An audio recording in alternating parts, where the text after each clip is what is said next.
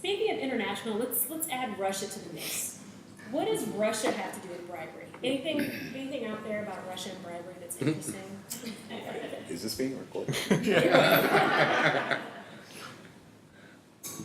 Yeah, again, I think this touches upon that international context. Russia would be one of those jurisdictions that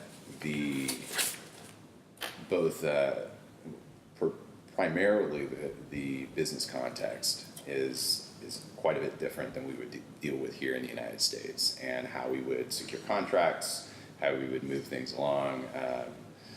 Certainly when you're talking about international trade transactions, moving goods from one area to another, bribery in Russia is one of our problematic jurisdictions, for certain. That's a good one. Thank you. Yeah. So how do you counsel clients to do business in a jurisdiction where bribe is is what you do when you do business? When it's expected that you're going to pay this government official, you're going to put somebody on your board of directors in the government if you have a subsidiary.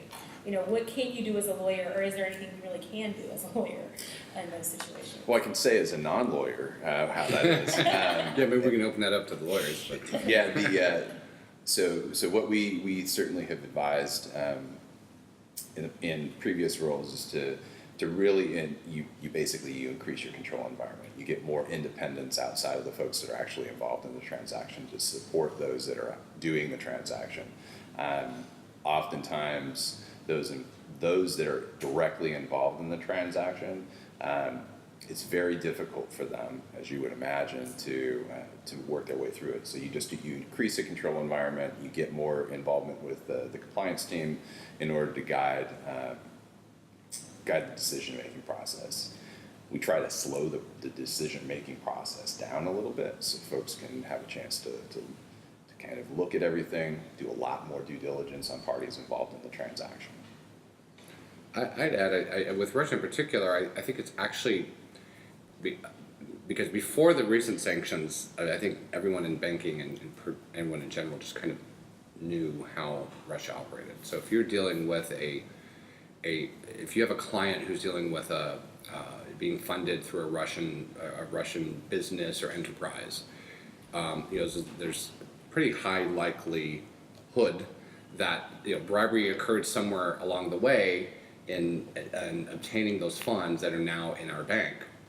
So it was very difficult to kind of, to John's point, you add extra controls, extra eyes to those transactions along the way, but it was still very difficult to ascertain the true source of those funds and whether or not bribery was involved along the way. And you bring up a great point, Rick. Now with the sanctions regimes being applied, it makes it even more difficult because that due diligence process has to be much more involved, because now you're not looking at a potential violation in the United States or the UK from a bribery perspective, but now you've got sanctions regimes across multiple jurisdictions that are strict liability. We don't have to worry about intent or proving intent from a bribery perspective if we're looking at a criminal violation. Now with the sanctions regime, you can be looking at that and a sanction and this sanctions violation on top of it, which makes it even more dicey to deal with Russia.